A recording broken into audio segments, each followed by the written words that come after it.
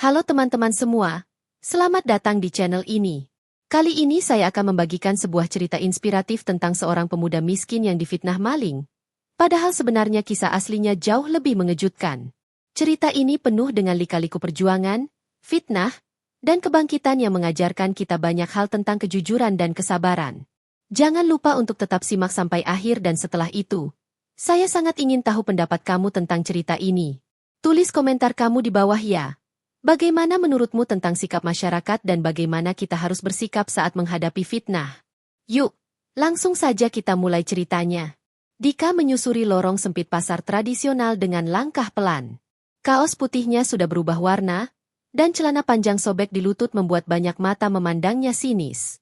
Di pundaknya tergantung karung bekas, sudah lecek, berisi botol plastik dan kardus yang ia kumpulkan sejak subuh. Bau amis ikan dan keringat bercampur di udara. Tapi Dika sudah kebal. Baginya, yang penting hari ini bisa makan. Saat melewati kios buah di ujung lorong, sebutir jeruk busuk menggelinding ke arah kakinya. Ia menunduk, meraihnya dengan satu tangan, hendak mengembalikan ke tempat asal. Tapi suara lantang menyayat udara. Maling! Itu anak maling jeruk. Suara itu datang dari seorang ibu pedagang buah. Namanya Bu Ropiah. Wajahnya ditekuk. Matanya memelototi Dika tanpa ampun. Spontan, para pengunjung pasar menoleh. Beberapa langsung berkerumun. Dika tertegun. Ia masih memegang jeruk busuk itu. Saya cuma mau balikin, Bu. Ucap Dika pelan. Tapi tak ada yang peduli. Tukang parkir mendorongnya dari belakang. Seorang pemuda lain langsung menyambar kerah bajunya. Tangan Dika merosot, jeruk itu jatuh ke tanah. Sekelompok warga mulai mendorong tubuh kurusnya ke dinding kios. Mulut-mulut mereka memaki. Ada yang meludahi lantai dekat kakinya. Ngaku aja, dasar maling. Miskin kerjaannya cuma nyolong. Ini anak udah sering mondar-mandir di sini. Pasti bukan kali ini doang. Dika merasa lututnya lemas. Ia ingin menjelaskan, tapi suaranya tidak terdengar. Tubuhnya mulai gemetar. Bukan karena takut, tapi karena rasa tidak percaya. Dunia menuduhnya tanpa bertanya. Ia hanya seorang pemulung. Tak punya siapa-siapa. Namun, dari arah belakang kerumunan, seseorang tampak mencatat sesuatu dengan cepat. Seorang pemuda berjaket hitam, berdiri diam dengan tatapan tajam, menatap satu persatu wajah yang memaki Dika. Ia belum bicara apa-apa, tapi pandangannya menyeratkan sesuatu yang belum diketahui siapapun. Pemuda berjaket hitam itu berjalan perlahan menembus kerumunan. Wajahnya dingin, tetapi matanya menyala. Di dadanya tergantung sebuah kamera kecil, tersembunyi di balik resleting jaket yang terbuka sebagian. Ia menghampiri Bu Ropiah tanpa ragu, lalu menatap wanita itu dalam-dalam. "Tolong jangan sentuh dia lagi," ucapnya tegas. Kerumunan sempat terdiam. Beberapa orang mulai berbisik, tidak mengenali siapa pemuda itu. Tapi Bu Ropiah mendengus sinis. "Kamu siapa? Mau bela maling, ya? Mau dia nyolong juga ke tempatmu nanti?" Pemuda itu tidak menjawab. Ia hanya melirik arah Dika yang kini terduduk di tanah, memegangi sisi perutnya yang nyeri karena pukulan.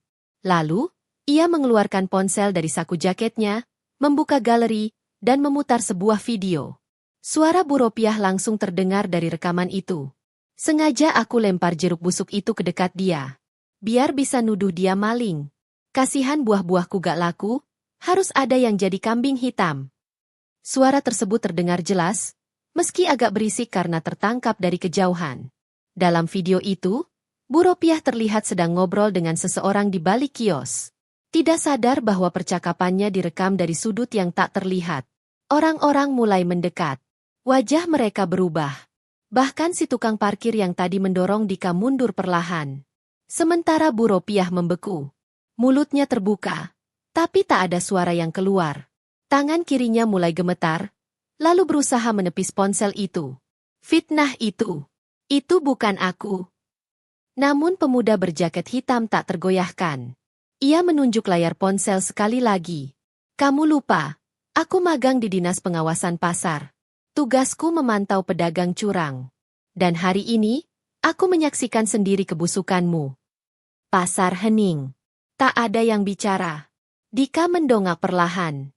Matanya mulai berkaca-kaca. Bukan karena luka di tubuhnya, tapi karena untuk pertama kalinya, ada yang berdiri di sampingnya. Dan kebenaran mulai mengupas satu lapisan demi satu lapisan kebohongan yang selama ini tersembunyi di balik tumpukan buah segar dan senyum pura-pura. Wajah Bu Ropiah memucat. Ia melangkah mundur, matanya tak lepas dari layar ponsel yang memutar ulang pengakuan kotornya. Rekaman itu kini tersebar, pemuda berjaket hitam telah mengirimkannya ke grup pengelola pasar dan satpam melalui pesan cepat. Beberapa pedagang lain mulai membisikkan nama Allah, wajah mereka terguncang. Mereka tahu Bu Ropiah bukan orang baru.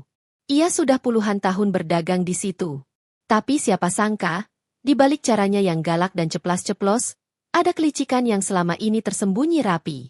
Seorang satpam pasar datang tergesa dari arah pos, membawa 2 petugas linmas. Ia langsung bertanya, siapa yang sebar video ini?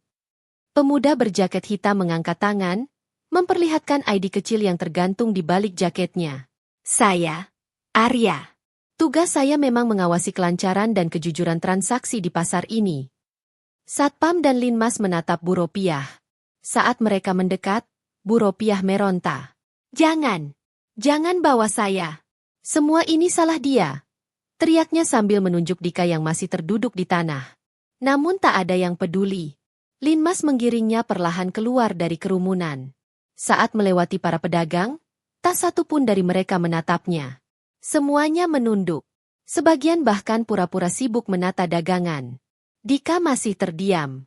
Ia seperti tak percaya bahwa semua ini terjadi begitu cepat. Arya menghampirinya, berlutut, dan menyentuh bahu Dika dengan lembut. Kamu tidak salah. Mereka yang menilaimu dari penampilanlah yang salah. Dika mengangguk pelan, lalu menunduk. Matanya memerah, bukan karena sedih, melainkan karena perasaan hangat yang selama ini hilang. Ia tak pernah membayangkan ada orang asing yang akan membelanya, apalagi seseorang yang berani menegakkan kebenaran di tengah kerumunan yang beringas. Satu persatu warga yang tadi menuduh, kini bergantian datang mendekat. Bukan untuk membantu, tapi hanya untuk menatap Dika sejenak, sebelum akhirnya menunduk dalam-dalam dan beranjak menjauh tanpa berkata sepatah kata pun. Aib sudah terbuka, dan semua yang ikut menuding, kini harus menanggung rasa malu yang tak bisa dihapus oleh waktu. Beberapa jam berlalu sejak kericuhan di pasar. Dika duduk di sebuah warung kopi kecil di tepi rel, hanya berjarak 3 gang dari tempat kejadian. Di depannya, segelas kopi hitam masih mengepul.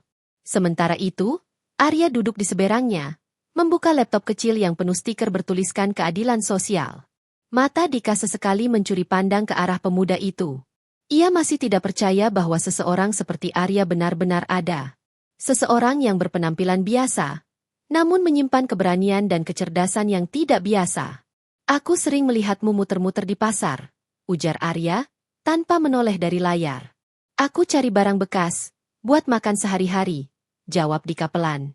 Arya menutup laptopnya, lalu menyandarkan badan ke kursi plastik reyot di belakangnya. Tahu nggak, beberapa minggu ini aku memang curiga sama Bu Ropiah.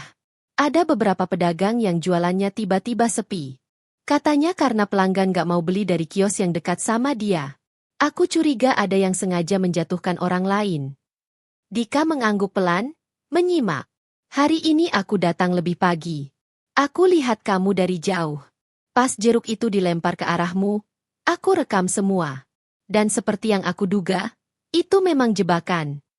Suasana warung sunyi. Hanya suara kereta api yang melintas lambat di kejauhan, memecah hening sore yang mulai redup. Kenapa kamu bela aku?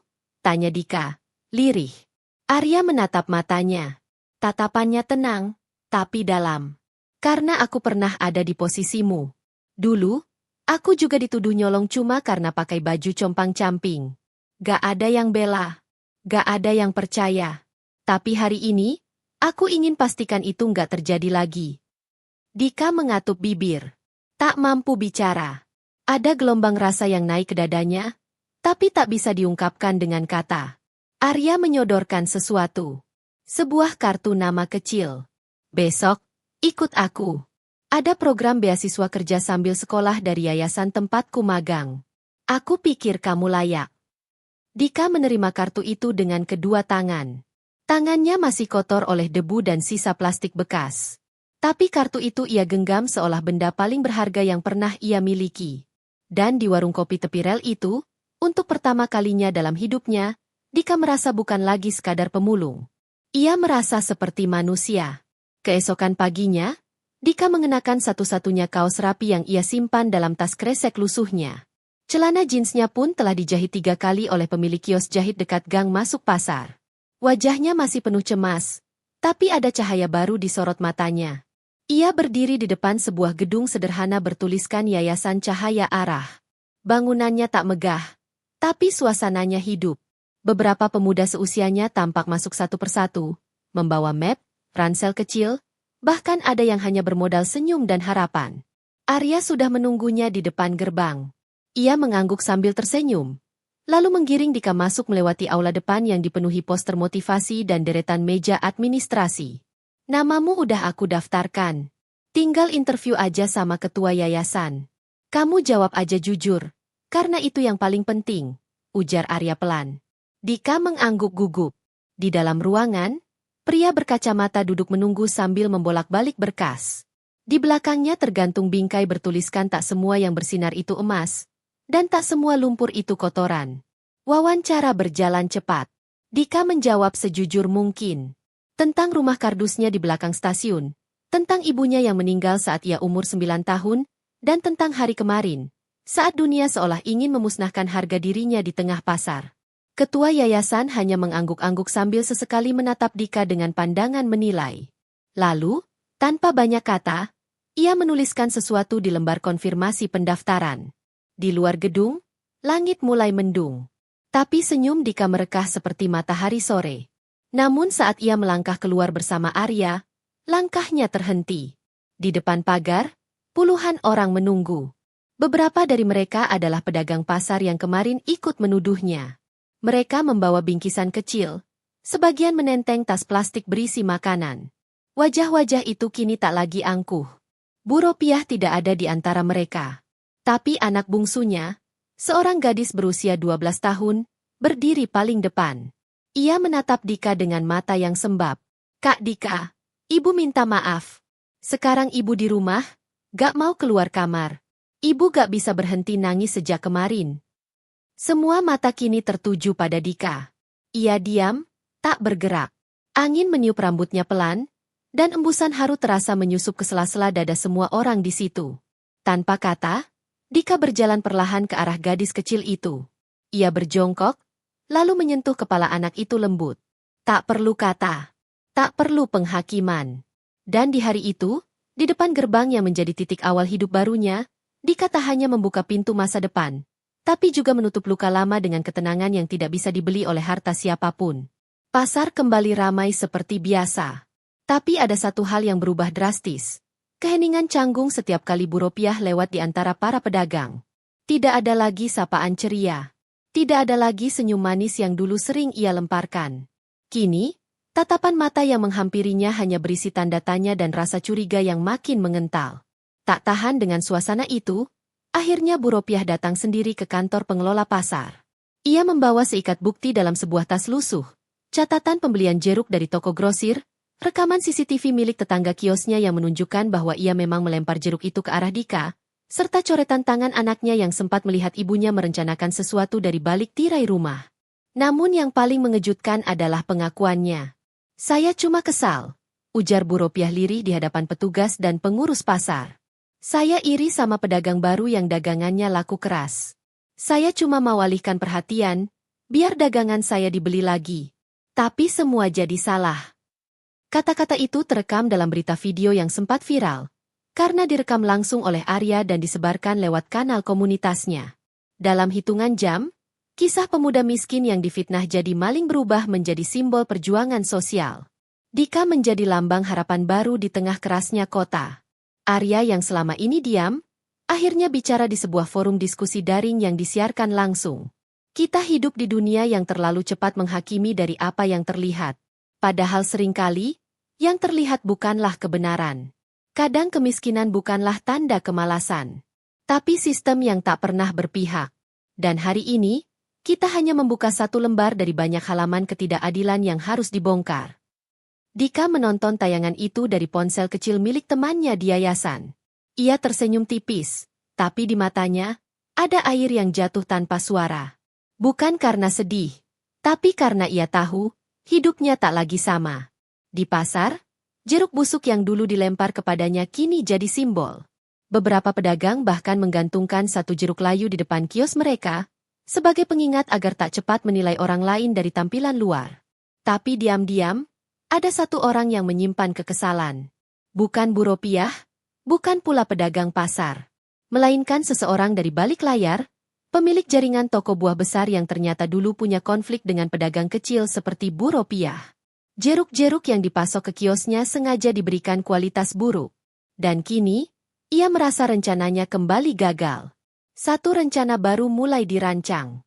Bukan hanya untuk menyingkirkan pedagang kecil, tapi juga dua anak muda yang telah mengubah jalan cerita, Arya dan Dika. Beberapa minggu setelah pengakuan Bu Ropiah dan viralnya kisah Dika, suasana pasar berubah total. Dukungan datang dari berbagai penjuru kota. Para pedagang kecil yang dulu terpinggirkan mulai mendapat perhatian, bahkan pemerintah daerah mengirimkan tim untuk melakukan evaluasi dan memberikan bantuan modal usaha. Dika pun mulai menjalani kehidupan barunya. Ia rutin mengikuti pelatihan di yayasan, sambil bekerja paruh waktu membantu pengelolaan donasi dan pemasaran hasil usaha pedagang kecil. Kesehariannya kini penuh dengan harapan yang dulu tak pernah ia rasakan.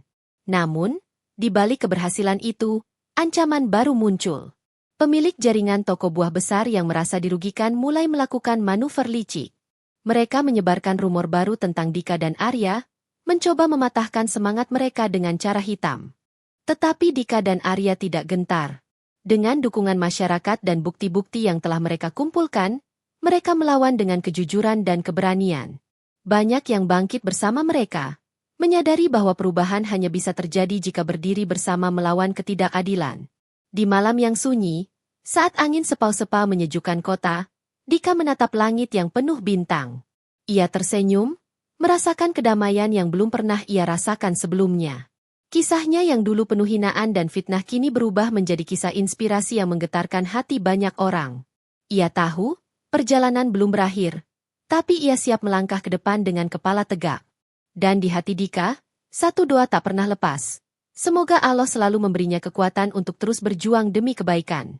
Hikmah dari cerita ini mengingatkan kita untuk tidak cepat menilai seseorang hanya dari penampilan atau keadaan luarnya. Kebenaran sering tersembunyi di balik prasangka dan fitnah yang datang dari ketidaktahuan atau iri hati. Dalam menjalani kehidupan, hendaklah kita selalu mengedepankan kejujuran, kesabaran, dan sikap saling memaafkan agar kedamaian dan keadilan dapat terwujud. Allah berfirman dalam surat Al-Hujurat ayat 12. Hai orang-orang yang beriman, jauhilah kebanyakan prasangka, sesungguhnya sebagian prasangka itu dosa, dan janganlah mencari-cari kesalahan orang lain dan jangan menggunjingkan satu sama lain. Cerita ini adalah fiktif yang dibuat seperti nyata untuk diambil pelajaran dan hikmahnya dalam kehidupan sehari-hari. Terima kasih sudah mendengarkan cerita ini. Jika kamu suka dengan ceritanya, jangan lupa untuk komentar, like, dan subscribe agar saya bisa terus menghadirkan cerita inspiratif lainnya untuk kamu.